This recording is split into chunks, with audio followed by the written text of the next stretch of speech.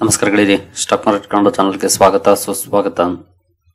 ಗೆಳೆಯರಿ, ವಿಡಿಯೋದಲ್ಲಿ ನಮ್ಮ ಮಾರ್ಕೆಟ್ಗೆ ಸಂಬಂಧಪಟ್ಟಂತೆ ಹಾಗೂ ಕೆಲವು ಇಂಡಿವಿಜುವಲ್ ಸ್ಟಾಕ್ ಗಳಿಗೆ ಸಂಬಂಧಪಟ್ಟಂತೆ ಹಾಗೂ ಕೆಲವು ಸೆಕ್ಟರ್ಗೆ ಸಂಬಂಧಪಟ್ಟಂತೆ ಬ್ರೇಕಿಂಗ್ ಸುದ್ದಿಗಳು ಇವತ್ತು ಬಂದಿದೆ. ಅವುಗಳ ಬಗ್ಗೆ ತಿಳ್ಕೊಳ್ಳುವಂತ ಪ್ರಯತ್ನವನ್ನ ಮಾಡೋಣ. ಜೊತೆಗೆ ಅಮೆರಿಕದಿಂದ ಇವತ್ತು ಒಂದು ಇಂಪಾರ್ಟೆಂಟ್ ಡೇಟಾ ರಿಲೀಸ್ ಆಗಿದೆ.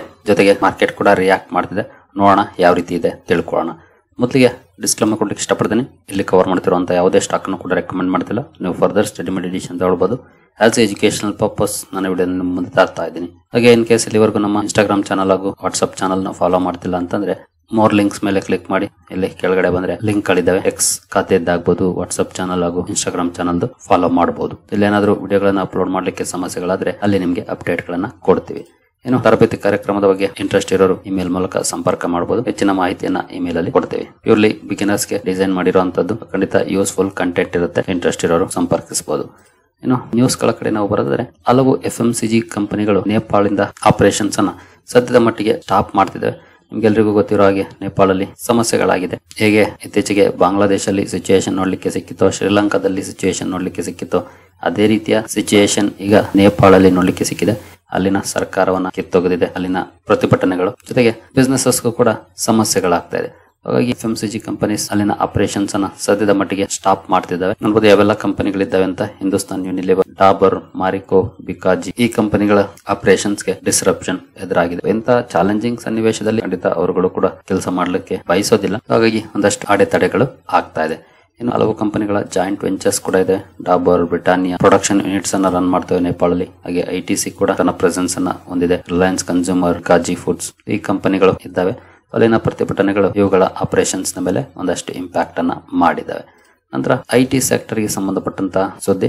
ನಿಮ್ಗೆಲ್ರಿಗೂ ಗೊತ್ತಿರೋ ಹಾಗೆ ಅಮೆರಿಕದಲ್ಲಿ ಒಂದು ಬಿಲ್ ನ ಪ್ರಪೋಸ್ ಮಾಡ್ತಿದ್ದಾರೆ. Outsourcing of services. IT sector ಸಾಕಷ್ಟು ಬಿಸ್ನೆಸ್ ಅನ್ನ ಅಮೆರಿಕದಿಂದ ಗಳಿಸುತ್ತೆ. ಹಾಗಾಗಿ ಔಟ್ಸೋರ್ಸಿಂಗ್ ಟ್ಯಾಕ್ಸ್ ಮಾತುಗಳು ಕೇಳಿ ಬರ್ತಾ ಇದೆ. ಗೊತ್ತಿಲ್ಲ ಇದು ಸಾಧ್ಯನಾ ಅಥವಾ ಆಗ್ತಾರ ಅಂತ. ಜೊತೆಗೆ ಲೀಗಲಿ ಕೂಡ ಚಾಲೆಂಜ್ ಮಾಡುವಂತ ಸಾಧ್ಯತೆಗಳಿರುತ್ತೆ. ಬಟ್ ನಿಮ್ಗೆ ಗೊತ್ತಿದೆ, ಒಂದ್ಸ್ ಹಾಕಿದ್ಮೇಲೆ ಅದೊಂದಷ್ಟು ಡ್ರಾಗ್ ಆಗುತ್ತೆ. ಕಂಪನಿಗಳ ಮೇಲೆ ಇಂಪ್ಯಾಕ್ಟ್ ಆಗುವಂತ ಸಾಧ್ಯತೆಗಳಿರುತ್ತೆ. ಈಗಾಗಲೇ IT ಸೆಕ್ಟರ್ ಸ್ಟ್ರಗಲ್ ಮಾಡ್ತಿದೆ. ಇಂತಹ ಸಂದರ್ಭದಲ್ಲಿ ಈ ಸುದ್ದಿಗಳೇನು ಅಷ್ಟು ಒಳ್ಳೆಯ ಸುದ್ದಿಗಳಲ್ಲ. ಬಟ್ ನೋಡೋಣ ಏನೆಲ್ಲ ನಿರ್ಧಾರಗಳು ಬರುತ್ತೆ ಅಂತ.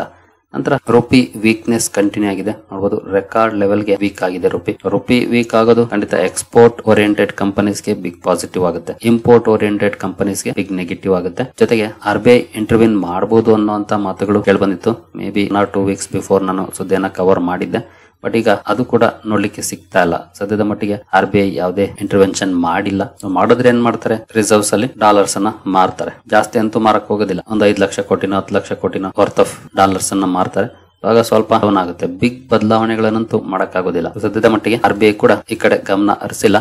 ಬಟ್ ಅವರ ತಲೆಯಲ್ಲಿ ಏನಿದೆಯೋ, ಅವರ ಐಡಿಯಾಸ್ ಏನಿದೆಯೋ ಗೊತ್ತಿಲ್ಲ. ಜೊತೆಗೆ ಮೊನ್ನೆ ತಾನೇ ನಿರ್ಮಲಾ ಸೀತಾರಾಮನ್ ಅವರು ಒಂದು ಇಂಟರ್ವ್ಯೂ ನಲ್ಲಿ ಹೇಳಿದ್ರು, ರುಪಿ ವೀಕ್ ಆಗಿಲ್ಲ, ವೋಲಟೈಲ್ ಇದೆ ಅಂತ. ವೀಕ್ ಆಗಿಲ್ಲ, ವೋಲಟೈಲ್ ಇದೆ ಅಂತಂದ್ರೆ ಗೊತ್ತಿಲ್ಲ ಅವರ ವ್ಯೂ ಪಾಯಿಂಟ್ ಹೇಗೆ ಅಂತ. ವೀಕ್ ಆಗದೇನೆ 83ರಲ್ಲಿ ಅಥವಾ 82ರಲ್ಲಿ ಇದ್ದಂತ ರುಪಿ 88 ಪ್ಲಸ್ ಆಗಿಲ್ಲ.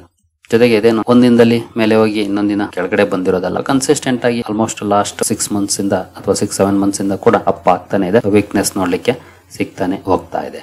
ಇನ್ನು ನೆಕ್ಸ್ಟ್ ಸುದ್ದಿ ಕಡೆ ಬರೋದಾದ್ರೆ, ಇಂಡಿಯಾ ಹಾಗೂ European Union free trade agreement ಗೆ ಸಂಬಂಧಪಟ್ಟಂತೆ ನೋಡಬಹುದು. Balance over speed guides talks as New Delhi maintains dairy agri red lines. Europe ಇಂದ ಕೂಡ ಡೈರಿ ಹಾಗೂ ಅಗ್ರಿ ಸೆಗ್ಮೆಂಟ್ ಅಲ್ಲಿ ರೆಡ್ ಲೈನ್ ಅನ್ನೇ ತೋರಿಸುತ್ತೆ. ಅಂದ್ರೆ ಡೈರಿ ಪ್ರಾಡಕ್ಟ್ಸ್ ಹಾಗೂ ಅಗ್ರಿಕಲ್ಚರ್ ಪ್ರಾಡಕ್ಟ್ಸ್ ಅನ್ನ ಅಲೋ ಮಾಡ್ತಾ ಇಲ್ಲ. ಅಲ್ಲೂ ಕೂಡ ಅಮೆರಿಕ ಕೂಡ ಅದನ್ನೇ ಕೇಳ್ತಾ ಇರೋದು. ಅಮೆರಿಕದಲ್ಲೂ ಕೂಡ ಅಲೋ ಮಾಡ್ತಿಲ್ಲ. ಹಾಗಾಗಿನೇ ಒಂದಷ್ಟು ಟ್ರ್ಯಾಕ್ ಕೂಡ ಆಗ್ತಾ ಇರೋದು ಅಮೆರಿಕದ ಜೊತೆಗಿನ ಟ್ರೇಡ್ ಡೀಲ್. ಅವರ ಡೈರಿ ಪ್ರಾಡಕ್ಟ್ಸ್ ಗೆ ಹಾಗೂ ಅಗ್ರಿಕಲ್ಚರ್ ಪ್ರಾಡಕ್ಟ್ಸ್ ಗೆ ಭಾರತೀಯ ಮಾರ್ಕೆಟ್ ಸಿಗ್ತಾ ಇಲ್ಲ. ಅವರು ಅದನ್ನ ಬೇಕು ಅಂತ ಡಿಮಾಂಡ್ ಮಾಡ್ತಿದ್ದಾರೆ.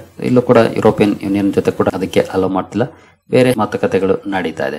ಜೊತೆಗೆ ನಾವು ಆತರ ಪಡೋದಿಲ್ಲ, ಬ್ಯಾಲೆನ್ಸ್ಡ್ ಆಗಿ ಮಾತುಕತೆಗಳು ಕಂಟಿನ್ಯೂ ಆಗುತ್ತೆ ಅಂತ ಹೇಳ್ತಿದ್ದಾರೆ. ನೋಡೋಣ ಯಾವಾಗ ಇದಕ್ಕೆ ಸಂಬಂಧಪಟ್ಟಂತೆ ಫೈನಲ್ ಸುದ್ದಿಗಳು ಬರ್ತವೆ ಅಂತ. ನಂತರ ಟ್ರೇಡ್ ಡೀಲ್ ಗೆ ಸಂಬಂಧಪಟ್ಟಂತೆ ಪಿಯೂಷ್ ಗೋಯಲ್ ಅವರು ಒಂದು ಅಪ್ಡೇಟ್ ಅನ್ನ ಕೊಟ್ಟಿದ್ದಾರೆ. ಬಿಹಾರಲ್ಲಿ ಮೀಡಿಯಾ ಜೊತೆ ಮಾತಾಡ್ತಾ ನೋಡಬಹುದು, first tranche of India US trade agreement likely by November 2025. November ಅಲ್ಲಿ ಬಹುಶಃ ಮೊದಲ ಹಂತದ ಟ್ರೇಡ್ ಡೀಲ್ ಆಗ್ಬೋದು ಅನ್ನೋಂತ ಮಾತನ್ನ ಹೇಳಿದ್ದಾರೆ ಅವರು. ಅಂದ್ರೆ ನಾವು ಈ ಹಿಂದೆ ಸುದ್ದಿಯನ್ನ ಕೇಳಿದ್ವಿ, ಮಿನಿ ಟ್ರೇಡ್ ಡೀಲ್ ಅಂತ. ಅದಕ್ಕೆ ಸಂಬಂಧಪಟ್ಟಂತೆ ಅಂದ್ರೆ ಒಂದಷ್ಟು ಪ್ರಾಡಕ್ಟ್ ಗಳಿಗೆ ಕಾನ್ಸಿಕ್ವೆನ್ಸಸ್ ಇರುವಂತಹ ಪ್ರಾಡಕ್ಟ್ ಗಳನ್ನ ನೆಕ್ಸ್ಟ್ ಇಡೋದು. ಅಂದ್ರೆ ಇನ್ನು ಅದರಲ್ಲಿ ಡಿಸ್ಕಷನ್ಸ್ ಅನ್ನ ಕಂಟಿನ್ಯೂ ಮಾಡೋದು. ಇದು ಕೂಡ ಒಳ್ಳೆ ಡಿಸಿಷನ್. ಯಾಕೆಂತಂದ್ರೆ ಒಂದಷ್ಟು ಸಮಸ್ಯೆಗಳು ಕಡಿಮೆ ಆಗುತ್ತೆ. ಒಂದಷ್ಟು ಪ್ರಾಡಕ್ಟ್ ಗಳಿಗೆ ಸಂಬಂಧಪಟ್ಟಂತೆ ಡೀಲ್ ಆದ್ರೆ ಅಟ್ಲೀಸ್ಟ್ ಫಾರ್ ಎಕ್ಸಾಂಪಲ್ ನಾವು 100 ಪ್ರಾಡಕ್ಟ್ ಅನ್ನ ಕಳಿಸ್ತಾ ಇದೀವಿ, ಅಲ್ಲಿಂದ ಒಂದಷ್ಟನ್ನ ಇಂಪೋರ್ಟ್ ಮಾಡ್ಕೊಳ್ತಿದೀವಿ ಅಂದ್ರೆ 70-80 ಪ್ರಾಡಕ್ಟ್ ಅಲ್ಲಿ ಇವರು ಒಪ್ಕೊಂಡು ಅವರು ಒಪ್ಕೊಂಡ್ರೆ ಅಟ್ಲೀಸ್ಟ್ ಆ ಸೆಗ್ಮೆಂಟ್ ಅಲ್ಲಿ ಕೆಲಸ ಮಾಡುವಂತ ಕಂಪನೀಸ್ ನಾರ್ಮಲೈಸ್ ಆಗ್ಬಿಡುತ್ತೆ, ಪರ್ಫಾರ್ಮೆನ್ಸ್ ಸಮಸ್ಯೆಗಳು ಬರುವಂತ ಚಾನ್ಸಸ್ ಕಡಿಮೆ ಆಗುತ್ತೆ. ಹಾಗಾಗಿ ಫಸ್ಟ್ ರಾಂಚ್ ಆದ್ರೂ ಕೂಡ ಅದು ಪಾಸಿಟಿವ್ ಆಗುತ್ತೆ ಟ್ರೇಡ್ ಡೀಲ್ಗೆ ಸಂಬಂಧಪಟ್ಟಂತೆ. ನೋಡೋಣ ಎಷ್ಟು ಬೇಗ ಬರುತ್ತೆ ಈ ಸುದ್ದಿ ಅಂತ. ಮಾರ್ಕೆಟ್ ಅಂತೂ ವೇಟ್ ಮಾಡ್ತಿದೆ ನವೆಂಬರ್ಗೆ ಅಂತ ಇವ್ರು ಹೇಳ್ತಿದ್ದಾರೆ. ಇನ್ನು ನಾವು ಈಗಾಗಲೇ ಸೆಪ್ಟೆಂಬರ್ ಅಲ್ಲಿ ಇದೀವಿ, ಇನ್ನು ಒಂದೂವರೆ ತಿಂಗಳು ಅಥವಾ 2 ತಿಂಗಳು ಕೂಡ ಆಗ್ಬೋದು, ನೋಡೋಣ. ನೆಕ್ಸ್ಟ್ ಸುದ್ದಿ ಕಡೆ ನಾವು ಬರ್ತಾರೆ. ಗುಜರಾತ್ ಫ್ಲೋರೋ ಕೆಮಿಕಲ್ಸ್ ಅಲ್ಲಿ ಇವತ್ತು ಒಂದಷ್ಟು ನೆಗೆಟಿವ್ ರಿಯಾಕ್ಷನ್ ಬಂದಿದೆ. ಅದಕ್ಕೆ ಪ್ರಮುಖ ಕಾರಣ ನೋಡಬಹುದು, ಕಂಪನಿಯ ಪ್ಲಾಂಟ್ ಅಲ್ಲಿ ಆಗಿರುವಂತಹ ಗ್ಯಾಸ್ ಲೀಕ್ ಅಲ್ಲಿ ಒಬ್ಬರ ಪ್ರಾಣ ಹಾನಿಯಾಗಿದೆ, ಜೊತೆಗೆ ಕೆಲವರಿಗೆ ಗಾಯ ಕೂಡ ಆಗಿದೆ. ಹಾಗಾಗಿ ಒಂದಷ್ಟು ನೆಗೆಟಿವ್ ರಿಯಾಕ್ಷನ್ ಸ್ಟಾಕ್ ಅಲ್ಲಿ ಬಂದಿದೆ. ಕೆಮಿಕಲ್ ಕಂಪನೀಸ್ ಅಲ್ಲಿ ಈ ರೀತಿಯ ಇಶ್ಯೂಸ್ ಆಗ್ತಾನೆ ಇರುತ್ತೆ. ಸಾಕಷ್ಟು ಸೆಕ್ಯೂರಿಟಿ ಮೆಜರ್ಸ್ ಅನ್ನ ಅವರು ತಗೊಳ್ತಾರೆ, ಬಟ್ ಸ್ಟಿಲ್ ಸಮಸ್ಯೆಗಳು ನೋಡ್ಲಿಕ್ಕೆ ಸಿಗ್ತಾನೆ ಇದೆ ಆಗಾಗ. ಸಾವರಿನ್ ಗೋಲ್ಡ್ ಬಾಂಡ್ಸ್ ಗೆ ಸಂಬಂಧಪಟ್ಟಂತೆ RBI ಒಂದು ಸುದ್ದಿಯನ್ನ ಕೊಟ್ಟಿದೆ. ಎಸ್ಪೆಷಲಿ 2019-20 ಸಿರೀಸ್ ಎಕ್ಸ್ ಬಾಂಡ್ಸ್ ಏನಿದೆ ಇವುಗಳ ಪ್ರಿಮೆಚ್ಯೂರ್ ರಿಡೆಂಪ್ಷನ್ ಅನ್ನ ಅನೌನ್ಸ್ ಮಾಡಿದೆ RBI. ಇನ್ ಕೇಸ್ ಯಾರಾದ್ರೂ ಎಕ್ಸಿಟ್ ಆಗ್ಬೋದು ಅಂದ್ರೆ ಆಗೋ ಯೋಚನೆ ಮಾಡ್ತಿದೆ ಎಕ್ಸಿಟ್ ಆಗ್ಬೋದು ಅಂತ 156% ಗೈನ್ ಅನ್ನ ಪಡ್ಕೊಂಡು ಎಕ್ಸಿಟ್ ಆಗ್ಬೋದಾಗಿರುತ್ತೆ. ಅಂದ್ರೆ ತುಂಬಾ ಒಳ್ಳೆ ಪರ್ಫಾರ್ಮೆನ್ಸ್ ಅಲ್ಲಿ ನೋಡ್ಲಿಕ್ಕೆ ಸಿಕ್ಕಿದೆ ಇತ್ತೀಚಿನ ದಿನಗಳಲ್ಲಿ. ಹಾಗಾಗಿ ತುಂಬಾ ಒಳ್ಳೆ ಗ್ರೋತ್ ಕೂಡ ನೋಡ್ಲಿಕ್ಕೆ ಸಿಕ್ಕಿದೆ. 2019-20 ಸೀರೀಸ್ ನ ಬಾಂಡ್ಸ್ ಅನ್ನ ಇಶ್ಯೂ ಮಾಡಿದ್ದು ನೋಡಬಹುದು March 11, 2020 almost Covid lock down ಆಗೋದಕ್ಕೆ ಮುಂಚೆ ಇಶ್ಯೂ ಆಗಿರೋದು 4260 ರೂಪಾಯಿಗೆ. ಈಗ ರಿಡೆಂಪ್ಷನ್ ಆಗ್ತಿರೋದು 10,905ಕ್ಕೆ, ಅಂದ್ರೆ 156% ಆಲ್ಮೋಸ್ಟ್ ಗೈನ್ ಅನ್ನ ಪಡ್ಕೊಂಡಿದೆ. ಗೋಲ್ಡ್ 5+ ವರ್ಷ ಆಗಿದೆ, ಅಂದ್ರೆ ಆಲ್ಮೋಸ್ಟ್ 5.5 ವರ್ಷ ಆಗಿದೆ. ಒಳ್ಳೆ ಲಾಭವನ್ನು ಕೂಡ ಪಡ್ಕೊಂಡಿದ್ದಾರೆ ಗೋಲ್ಡ್ ಬಾಂಡ್ಸ್ ಅಲ್ಲಿ ಇನ್ವೆಸ್ಟ್ ಮಾಡಿದಂತವ್ರು. ಈಗ ಎಕ್ಸಿಟ್ ಆಗೋಕೆ ಅವಕಾಶ ಕೂಡ ಕೊಟ್ಟಿದೆ RBI. ಇವತ್ತು BSE ಶೇರ್ ಅಲ್ಲಿ ಒಂದಷ್ಟು ನೆಗೆಟಿವ್ ರಿಯಾಕ್ಷನ್ ಬಂದಿದೆ. BSE ಅಷ್ಟೇ ಅಲ್ಲ, ಕ್ಯಾಪಿಟಲ್ ಮಾರ್ಕೆಟ್ ಥೀಮ್ ಏನಿದೆ ಎಸ್ಪೆಷಲಿ ಎಕ್ಸ್ಚೇಂಜಸ್ ಆಗ್ಬೋದು, ಹಾಗೆ ಏಂಜಲ್ ಒನ್ ಬ್ರೋಕರೇಜ್ ಫರ್ಮ್ಗಳು ಇಲ್ಲಿ ಒಂದಷ್ಟು ನೆಗೆಟಿವ್ ರಿಯಾಕ್ಷನ್ ಬಂದಿದೆ. ಇವನ್ CDSL ಅಲ್ಲೂ ಕೂಡ ಒಂದಷ್ಟು ನೆಗೆಟಿವ್ ಪರ್ಫಾರ್ಮೆನ್ಸ್ ನೋಡಲಿಕ್ಕೆ ಸಿಕ್ಕಿದೆ.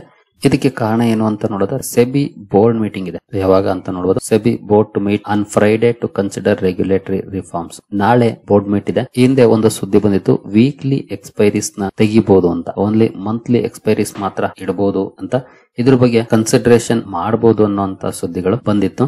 ಈಗ ಅದೇ ಸುದ್ದಿ ಮುನ್ನೆಲೆಗೆ ಬರ್ತಾ ಇದೆ. ಅಂದ್ರೆ ಇದನ್ನ ಸೆಬಿ ಚೀಫ್ ತುಹಿನ್ ಕಾಂತ್ ಪಾಂಡೆ ಅವರು ಕೂಡ ಹೇಳಿದ್ರು. ಅದೇ ಇನ್ನು ಫೈನಲೈಸ್ ಆಗಿಲ್ಲ, ಬಟ್ ಈ ತರದ ಆಪ್ಷನ್ ನಮ್ಮ ಮುಂದಿದೆ ಅನ್ನುವಂತ ಮಾತನ್ನ ಸ್ವತಃ ಅವರೇ ಹೇಳಿದ್ರು. ಹಾಗಾಗಿ ಈಗ ನಾಳೆ ಬೋರ್ಡ್ ಮೀಟಿಂಗ್ ಇರೋದ್ರಿಂದ ಅಲ್ಲೇನಾದ್ರೂ ಇದ್ರ ಬಗ್ಗೆ ನಿರ್ಧಾರಗಳು ಬರುತ್ತಾ? ಆಕ್ಚುಲಿ ಅವರು ಅವಾಗ್ಲೇ ಹೇಳಿದ್ರು, ಇನ್ ಕೇಸ್ ಆ ರೀತಿ ನಿರ್ಧಾರವನ್ನ ತಗೊಳ್ಳೋದಾದ್ರೆ ಇಂಡಸ್ಟ್ರೀಸ್ ಹತ್ರ ಡಿಸ್ಕಸ್ ಮಾಡಿನೇ ಅವರಿಂದ ಫೀಡ್ಬ್ಯಾಕ್ ತಗೊಂಡೇ ಮಾಡ್ತೀವಿ ಅಂತ. ಹಾಗಾಗಿ ನಾಳೆ ಸೆಬಿ ಬೋರ್ಡ್ ಮೀಟಿಂಗ್ ನ ಮೇಲೆ ಕಣ್ಣಿರುತ್ತೆ, ಎಸ್ಪೆಷಲಿ ಈ ರೀತಿಯ ಡಿಸಿಷನ್ಸ್ ಏನಾದ್ರೂ ಬರುತ್ತಾ ಅಂತ. ಜೊತೆಗೆ ಈಗಾಗಲೇ ಹಲವು ವಿಷಯಗಳು ಚರ್ಚೆಗೆ ಬರ್ಬೋದು ಅನ್ನುವಂತ ಸುದ್ದಿಗಳಿದೆ. ಮಿನಿಮಮ್ IPO ರಿಕ್ವೈರ್ಮೆಂಟ್ಸ್ ಗೆ ಸಂಬಂಧಪಟ್ಟಂತೆ, ಹಾಗೆ FPI ಗೆ ಸಂಬಂಧಪಟ್ಟಂತೆ, AIF ಗೆ ಸಂಬಂಧಪಟ್ಟಂತೆ, ಆಲ್ಟರ್ನೇಟಿವ್ ಇನ್ವೆಸ್ಟ್ಮೆಂಟ್ ಫಂಡ್ಸ್, REITs ಹಾಗೂ ಇನ್ವೆಟ್ಸ್ ಗೆ ಸಂಬಂಧಪಟ್ಟಂತೆ ನಿರ್ಧಾರಗಳನ್ನ ತಗೊಳ್ಬಹುದು ಅಂತ. ಅದ್ರ ಜೊತೆ ಇದೇನಾದ್ರೂ ಬರುತ್ತಾ ಅದನ್ನು ಕೂಡ ಮಾರ್ಕೆಟ್ ಕುತೂಹಲದಿಂದ ನೋಡ್ತಾ ಇದೆ. ನೋಡೋಣ ನಾಳೆ ಏನಾದ್ರೂ ಡಿಸಿಷನ್ ಬರುತ್ತಾ ಸೆಬಿಯಿಂದ ಅಂತ. ನಂತರ ಡಿಫೆನ್ಸ್ ಗೆ ಸಂಬಂಧಪಟ್ಟಂತೆ ಒಂದು ಸುದ್ದಿ ನೋಡಬಹುದು. US team may head to India for $4 billion patrol jet deal as leaders rekindle trade talks. ನಿನ್ನೆ ನಾವು ಕೆಲವು ಸುದ್ದಿಗಳನ್ನ ನೋಡಿದ್ವಿ. ಡೊನಾಲ್ಡ್ ಟ್ರಂಪ್ ಅವರು ಭಾರತದ ಜೊತೆ ಮಾತುಕತೆಗಳು ಕಂಟಿನ್ಯೂ ಮಾಡೋ ಬಗ್ಗೆ ಹೇಳಿದ್ರು. ನಂತರ ಅದಕ್ಕೆ ನರೇಂದ್ರ ಮೋದಿ ಅವರು ರಿಯಾಕ್ಟ್ ಮಾಡಿದ್ರು. ಈ ಮಾತುಗಳ ನಂತರ ಬಹುಶಃ US ಟೀಮ್ ಭಾರತಕ್ಕೆ ಭೇಟಿ ಕೊಡಬಹುದು, ಪ್ಯಾಟ್ರೋಲ್ ಜೆಟ್ ಡೀಲ್ ಗೆ ಸಂಬಂಧಪಟ್ಟಂತೆ ಮಾತುಕತೆಗಳನ್ನ ಆಡ್ಲಿಕ್ಕೆ ಅನ್ನುವಂತ ಸುದ್ದಿಗಳು ಬರ್ತಾ ಇದೆ. ನೋಡಬಹುದು, a team from the US defence department and Boeing co executives are expected to visit India next week to negotiate the sale of about $4 billion of surveillance aircraft, officials in New Delhi said as per Bloomberg report. Bloomberg ಈ report ಅನ್ನ ಮಾಡಿದೆ.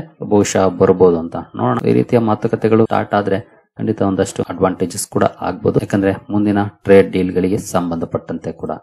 ನಂತರ textile companies ಗೆ ಸಂಬಂಧಪಟ್ಟಂತ ಸುದ್ದಿ ಇದು. Trump ಅವರ 50% tariff ಏನಿದೆ ಇದು ಟೆಕ್ಸ್ಟೈಲ್ ಕಂಪನಿಗಳಲ್ಲಿ 5-10% ರೆವಿನ್ಯೂ ಮೇಲೆ ಇಂಪ್ಯಾಕ್ಟ್ ಮಾಡಬಹುದು ಅನ್ನುವಂತ ರಿಪೋರ್ಟ್ ಅನ್ನ ಕ್ರಿಸಿಲ್ ಹೇಳ್ತಾ ಇದೆ. ಏನು 50% ಟ್ಯಾರಿಫ್ ಅನ್ನು ಹಾಕಿದ್ದಾರೆ, ಇದು 5-10% ರೆವಿನ್ಯೂ ಇಂಪ್ಯಾಕ್ಟ್ ಮಾಡಬಹುದು ಅಂತ. ನೋಡೋಣ, ರಿಸಲ್ಟ್ ಗಳು ಬಂದಾಗ ಇನ್ನು ಕ್ಲಾರಿಟಿ ನಮಗೆ ಸಿಗುತ್ತೆ. ಇನ್ನು ಅಮ್ನಿಶ್ ಅಗರ್ವಾಲ್ ಅವರು ಒಂದು ಅಪ್ಡೇಟ್ ಅನ್ನ ಕೊಟ್ಟಿದ್ದಾರೆ. ನೋಡಬಹುದು, autos consolidate defence a long term bet, IT valuations attractive. ಇವರು ಇಂಟರ್ವ್ಯೂ ನಲ್ಲಿ ಕೊಟ್ಟಿರುವಂತ ಅಪ್ಡೇಟ್ ಗಳು. Head of research Prabhudas Lilladher research head ಇವರು. ಆಟೋ ಹಾಗೂ ಕನ್ಸ್ಯೂಮರ್ ಸ್ಟಾಕ್ಸ್ ರ್ಯಾಲಿ ಬರುತ್ತೆ, ನಂತರ ಕನ್ಸಾಲಿಡೇಟ್ ಆಗುತ್ತೆ ಅನ್ನುವಂತ ಮಾತನ್ನ ಹೇಳಿದ್ದಾರೆ. ಜೊತೆಗೆ ಡಿಫೆನ್ಸ್ ಗೆ ಸ್ಟ್ರಕ್ಚರಲ್ ಗ್ರೋತ್ ಸ್ಟೋರಿ ಅಂತ ಹೇಳಿದರೆ, ಲಾಂಗ್ ಟರ್ಮ್ ಇನ್ವೆಸ್ಟ್ಮೆಂಟ್ ವಿಚಾರದಲ್ಲಿ ಡಿಫೆನ್ಸ್ ಗ್ರೋತ್ ಅವಕಾಶ ಇದೆ ಅಂತ ಹೇಳಿದರೆ. ಇನ್ನು IT valuation driven rally, valuation ಚೆನ್ನಾಗಿರೋದ್ರಿಂದ ಬಹುಶಃ ವ್ಯಾಲ್ಯೂಯೇಷನ್ ಡ್ರಿವನ್ ರ್ಯಾಲಿ ಮುಂದಿನ ದಿನಗಳಲ್ಲಿ ನೋಡ್ಲಿಕ್ಕೆ ಸಿಗಬಹುದು ಅನ್ನುವಂತ ಮಾತನ್ನ ಇವರು ಹೇಳಿದ್ದಾರೆ. ಓವರ್ ಆಲ್ ಮಾರ್ಕೆಟ್ ಔಟ್ಲುಕ್ ಬಗ್ಗೆ ಕೂಡ Indian market is in phase of churn, autos and consumer stocks may consolidate before the next leg of growth. ಅಂದ್ರೆ ನೆಕ್ಸ್ಟ್ ಗ್ರೋತ್ ಏನಿರುತ್ತೆ ಅಂದ್ರೆ ಅದು ಮಾರ್ಕೆಟ್ ರ್ಯಾಲಿ ಆಗ್ಬೋದು ಅಥವಾ ಬೆಟರ್ ಪರ್ಫಾರ್ಮೆನ್ಸ್ ಆಗ್ಬೋದು. ಬಹುಶಃ ಆಟೋ ಸೆಕ್ಟರ್ ಹಾಗೆ ಕನ್ಸ್ಯೂಮರ್ ಸ್ಟಾಕ್ಸ್ ಕನ್ಸಾಲಿಡೇಟ್ ಆಗ್ಬೋದು ಅನ್ನುವಂತ ಮಾತನ್ನ ಹೇಳಿದ್ದಾರೆ.